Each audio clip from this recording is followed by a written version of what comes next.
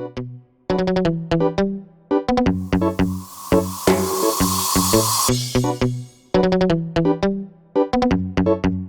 Fresh on the track.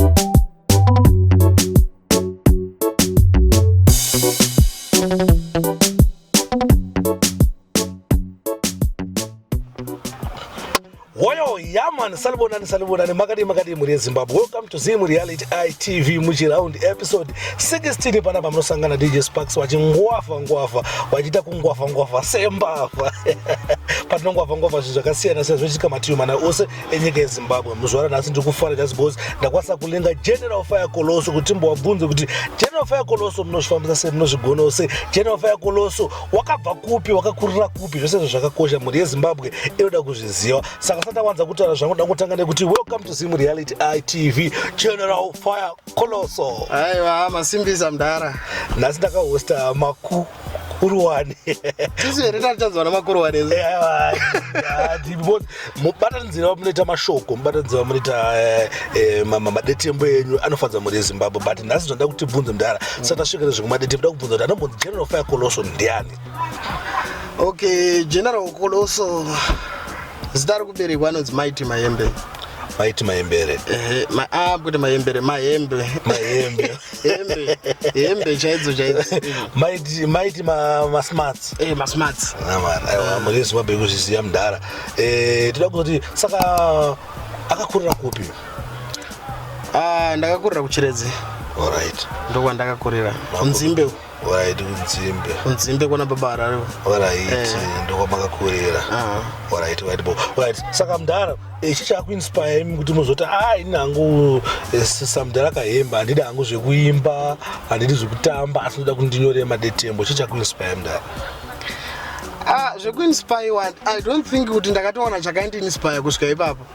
Because ndikatotaura pane chakaindiinspire ndokunonyepera vanhu manje. Because zvakangoitika ndezvekuti poetry handina kuitanga ndichitoziva ndiri kuita poetry. Alright.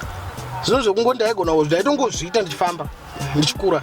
Alright. Saka ndazoona kuti ndiri kutoita poetry chichichi. Saka ndakazongotopa kukura ndiri kuchikoro. Ndiri form 2 ndopa ndakatanga kuita first poem rangu, but ranga rine a lot of kamsikanzwa kararinako ndikamborohwa paassembly ndariita. Ndobva ndamboramwa ndikati zvepoetry chadi handichaita. Ndopa ndakazoti ndati fambe after some years ndopa ndakazotanga kunyora first poem rangu rinonzi Mukwasha murombo 2016. Yeah. Right. Saka mdara ma-challenges amukusangana nawo mu-industry yamuri yemadetembo mungakwanisa kushare here nemhuri yeZimbabwe, because pakunenge paine vamwe vanhu vachiri mukukura vasati vanombona maviews amunosangana nawo imimi kana muchinge mabudisa detembo, asi vari kusangana nema-challenges maybe munogona kushare ma-challenges vakavapawo simba ukati kazvisanganawo nevakuru vedu isusu obvious ngetambe chitese tichipusha. Ma-challenges amukusanganawo nawo ndapi? Ma-challenges ariko zveshuwa, but challenge hombe inyaya yefinance. Alright. Because munoona nyaya yekushuta poetry, kushuta mapoems aya. Alright. Imari inenge ichidiwa pa unenge ungori fomboka unosina kana sendi unenge usina kuti but unenge uchinzwa shungu dziripo dzoti dendadi ndarova something, but unenge usina mari yacho pamupacho, especially patakatanga unenge utoshaya kana yedata yekuti upload chinhu chako pa YouTube kana pa saka ndo mamwe challenge yekutanga yatinowanzosangana nayo. Then the second thing ndechekuti unombosangana nema-disappointments here and there. Unogona kutosangana nevanhu vekuziva vachitokudadzira kuti this thing ichi dewambochimira zvakadako washaya zvimwewo zviri nane here zvokuita. You see, all those kind of things. Yeah. Ndoega ma-challenges amuda kushare nawo izvo right now ndingako ndo ma-challenges mahombe anonyanyosanganiwa nawo muindustry sekuziva kwandozviita inini. Alright. Saka mdara imimi detembo ramakanyora rekutanga nokwanisa tombotitiwo ture timbonzoti mairova sei, because mhuri yeZimbabwe da kunzoti rekutanga rakakurovesa iri ariya. Because ndinondakana rakandirovesa. Tokwasa kubude. Ndoriziya si. Akupori tituru hatu tokozwa kuti rekutanga rakandrovesa rinonzi makaropafadzwa. Alright. Toti titi makaropafadzwa imi vanakomana mune dzinofamba dzakamira kuti toti. Oyo. Toti titi zve makaropafadzwa nemi vanasikana mune mapaka akagofwa achibuda mbira. Vane zvitsime zvitubude usika bwenyati zvakayo akatisiyana. Akasiyana. Toti anosimakisita karopafadzwa zvedu. Wait, samdara ndofunga matata zvakawanda zvamukusangana nazvo muindustry yenyu yamuri. But koko hafa munosei kuti mune here mangu vanhu vanoita nezvemapoemu zvemanetembo makamboshandawo nawo? Ndingangoti industry yepoetry haisati yakura kusvika palevel rimwe ratinganyanyotarisira zvakaita like music industry. So far tine mapoets mashoma akaita sana Abel Mauchi, Mambogura Matunhu, and vana the likes of Nyaduri Nyama, vana yeah. Nemamwe madharawo zvati hatisangakwanisi kutosvikirira vana Obedinyati, but ndingangoti so far munhu wandakwanisa kushanda naye ndiye Mambogura Matunhu, ndo munhu wandakwanisa kuita kulinga nchididi tichitaura tichita sei tichiona kuti toita sei the likes of Dege naDege tongotaura zvedu but hatisati amboshanda tese zvokuti tingatamboshanda tese. But munzvimbolingo at least sevanhu kuita same industry mukutombowana nguva yekutaura yakakosha nguva iyo munoshare maideas munoshare zvinhu zvakasiyana-siyana. But mndara ndeipi topic yamunoenjoya imimi kuti ane zvazvo because ndakaona hangu makawanda vamwe vacho muchiita matrending stories atingachitrenda vamwe vanoita same asi ndape madetembo munoyatsona kuti aimi mamafunga kuti adetembo indi ndakanyatsotambirirwa nevanhu pamadetembo makarova. Pamadetembo andakarova ka panonetsa kuti ndichaziva kuti ndotiripi because mapoems andoziva akanyanyofarirwa nevanhu akawanda manje. Alright. Akatrenda ndingati akatrenda sterek akati wandei. The likes of Mukwasha murombo rakazoita kuti ndiwane zita rinonzi Mukwasha murombo. Mukwasha murombo yakadiwa sterek, kudenga kusharwa munhu yakadiwa sterek, doro yakadiwa sterek. Then ndiri kutumira masoja pasocial media yakatrenda sterek. Alright. Ndofunga tikutumira masoja pasocial media. Takazoona vana DJ vachirohwa so ndemamwe mapoems akatrenda sterek. Alright. Ndofunga muri Zimbabwe muri kuzvinzwa zvese zvandakwanisa kutaura na Mr. Kahembe. Natomboti Kahembe zvekuti General Fire Coloso tombovisa vasai tomboti asara ucheche Mr. Might. Saka mndara ndofunga mukona mumiriro wakaita zvinhu muZimbabwe muno manditi. Zvinhu zvinokumira zvakanaka. Zvinomira zvakanaka. Saka kuti kudiwo nesituation yatinayo munokurudzirawo mayouth kuita sei? Mayouth ndinoda kukurudzira ungwavha. Ngwavha mayouth. Because unogona kunge utori nevawakamirira kuti vakugadzirisire zvinhu ka but iwe unogona kunge wakatomirira kuti iwewe kuti ugadzirise zvinhu zvako iwewe. Saka mayouth ngati ngwafi. Alright. Mndara moti mimi muri munhu anozikanwa, muri munhu wekuti zvamunotaura zvinopinda mukuvanhu, mune influence isingaiti. Moti kudiwo nyaya yemadrugs nezvemageto youth. Ndofunga mamusipo mamu South Africa right now mamu Zimbabwe mati mabosanga nemageto youth mudhakwira vari kuita mukuti kudi newakomana kutora madrugs. I'm very sensitive nenyaya yemadrugs because madrugs pamwe pacho tingade zedu kuda kujustifya kune vari kuzviita vanogona kuda kuzvijustifya kuti no tiri kushaya zvokuita kana kuita sei kuti hakuna mabasa that's why tiri kutora madrugs but haungandiudzi kuti hakuna zvokuita because kana musina basa kureva kuti basa ritoriko ndiri kutsvaga basa. Saka musanyepere vanhu muZimbabwe hamuna basa. Because basa ritorimo ndiri kutsvaga basa. Saka basa iro kutsvaga basa zvitori nani but then kudi tikutaura hedu tichitakatarisa nyaya yekutorawo madrugs kuti zviri nani kuti utsvagewo zvimwe zvinokuoccupy than kuti udi utorewo madrugs. Nyaya yemadrugs kuuraya upenyu hunenge wapera ipo paya. Ndofunga muri Zimbabwe mukuzvinzwa zvekutaura naGeneral Fire Coloso kuti kumageto youth please say no to drugs. Musatambire pamadrugs. Kana uchinge washaya basa ririmo muZimbabwe kutsvaga basa. Tsvaga basa. awa ndafana zvangu mudhara kuhoste pazimu reality ITV takatara zvinhu zvakawandisa sitenge zvatadiscasa panapa. Mudhara munewe imwe message yamuda kusiyira muri yeZimbabwe? Kumuri yeZimbabwe ndingangodi kuti ngatirambe takabatana, ngatitsigiranei sekutsigira kwamuri kundiita.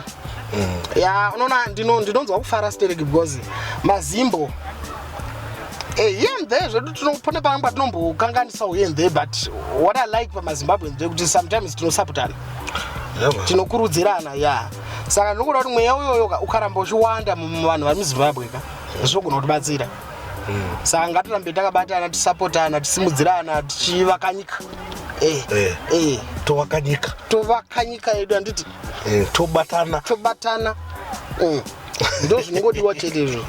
Ndokuva muri yeZimbabwe mukuzvinzwa zvese zvati kutaura panapa zvati kudiscasa panapa. Saka Mudhara vanhu vachida kukubatai like izvi zviratina muri muZimbabwe handiti onge COVID-19 ine kama restriction ainayo kuti maybe mafunction haasi kubatika, but still kunongwanda kutaura nemi, kunongwanda kuona madetemba akawana, anokubata sei, anokuwana sei, unozviona sei zvinhu izvozvo? Ya ndingangoti paFacebook pedu tine Facebook yakanzi General Fire Coloso. Unokwanisa kusenda message ipapo. To reply. Haba message to reply.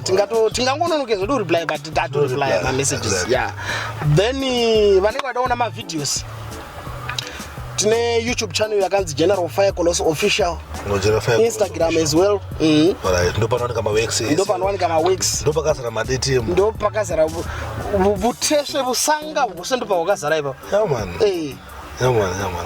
Wait, I'm there. Ndofunga muri yeZimbabwe mukuzvinzwa panowanika maworks aGeneral Fire Coloso madetembo ndokwatinomawana isusu zvedana Sparks botogatira up to date. Saka munogona kusubscribe channel yawo ndopavanoposta ipapapo. Right, nyaya ndinayo Mudhara ndekuti musati maenda zvenyu ndenge tiri kungodoka turu kana mungotoerenyu kana ndikutumira mayo pasocial media kana anything kamunofungidzwa kuti maybe mimi kadetembo aka ndakakarova. Aiwa inini usandipushire ikoko. Nekuti kana ndasvika munyika soka zvandanyimbotaura zvekusapotana, inini ndinoteerera dhanso. Nditorifanire dhanso. Chinhu chega chega chikangonzi zimu dhansawo. Yeah man. Chikangonzi zimu chakuti makusupport Zimu Reality ITV. Ndenge ndakutosvida because changonzi zimu. Ndatonzwa identity papo yangu kuti ndiri muzimu zvenyu. Saka ini ndoda kurova Zim dancer. Yeah man. Zim dancer. Vakomana isu kwedu kune Zim dancer. Vakomana vanotekenya marimba dzerudo nedzokutandadza nzwi vachitsetsenura. Chaungatosweti konge jedye ratsika zimberi nomoto. Awite conquering zhumbarudzo reJudha maisafara princess and lioness. Hagam kutsenga mangoma unge babrika mukoti nombotandaro wana jalavu gomungashorei. Kutamba chiramuna ungidhi vanongorira pose vakomana emandidi nemi. Satokindi chatotevera ndomene wakaenda nenyika kasazodzoka. Mahwindivo nemiridzo pamishikashika. Ndreve nemani zvengoma idzi vanongotsikatsika. Uchida zvamanzwa anonga uya unogodzora kalasina serushasi. Sonyichi mugoko kuvunga zvamanzwa anodzova sembada uya ugona baba vadhivhandi. Ukandigwa gore riya mawaya girinedi nabazuka enda zobvuma zvimbambaira. Tiri makwikwi chiro chiva zvonzi ndaona vomusikana unodhonza ngoro. Pada kwaivonekwa chivakashure munoti chimwe chingambova chii. Kina wesina waya se triples plifa waya se atadandagwa se kikasipatikorazaro. Yes ayakutadza zvangu ndikuchihwisa chijomasi vakomana munotigonera. Seni Zim danzo rinotinakira kusvika kuzvigumwe. Uri pisignari wevakadzi munotinyimirira. Musati mavaona varutanga vakomana munongo waimi. Wezhira wezhara wezhowezha umagwazhawo maproposho umapfanjapa zvikirebede zvangu raskelebo raskaldrai. Zirimbani heizo zirimbani zvangu zirimbani heizo. Enzo Aisha Winza chingoma chopinza Master Hello Mwari HKD Dadza D asa vakapere vakomana vache gurumwandira nembiri ngaisvike vukuna namuzvina marimba vedu Oskidi wena zvinotendwa DJ Bonja muna Ponji Malontina DJ Fanta Ntongo Batanidza Ligman Body Slam Simbango mandiyo basa ngari batwe that one fabulous commander don't get used to love is the most beautiful thing and the only language that we can speak and misunderstanding with our spouse. Remember the silence is of virgins, say no to domestic violence. Me say greetings in the name of the mighty majesty, the ever living, the ever sure, the conquering line of the tribe of Judah, the one who sits by the everlasting throne, holy man, King Zelas, Rastafari. Wanduru, Studio, Mudona 00.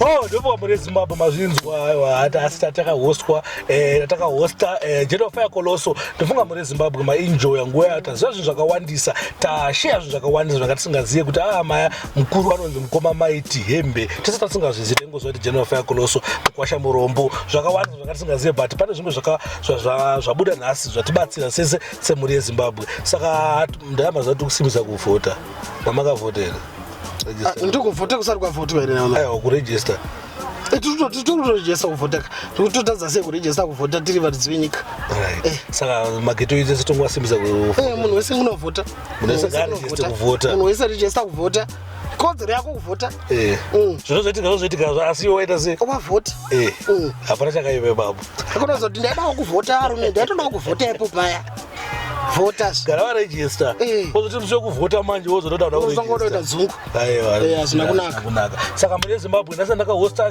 General Fire Coloso mazuva ari kubatika muZimbabwe munomu kungoti toita sei but still michato yakachinga yazoita se yavhurwa maweddings achinga avhurwa mafunction ese anenge achida mamc aiwa General Fire Coloso andika ndofunga maudzwa pese paunobatika munonge wabata ipapapo then mubva mafambira nyaya dzacho ko ndinasati aenda muti kudini nyaya yaholiten naenzo aishawo vakomana vanda kuunzwa kuofisi kwangu vavati ndine mboma yandakavagadzirira inotonhorera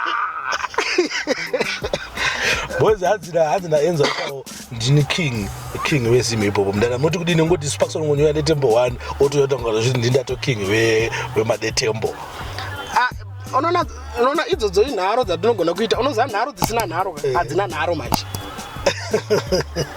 nharo dzisina nharo hadzina chi hadzina nharo right aiwa ndofunga muri Zimbabwe mazvinzoti hadzina nharo hadzina chi hadzina nharo Don't forget to subscribe Zimu Reality ITV. Don't forget to subscribe General Fire Coloso official ndo YouTube channel yawe wanobatika. Thank you. Magona mdara Sparks. Aiwa atatenda.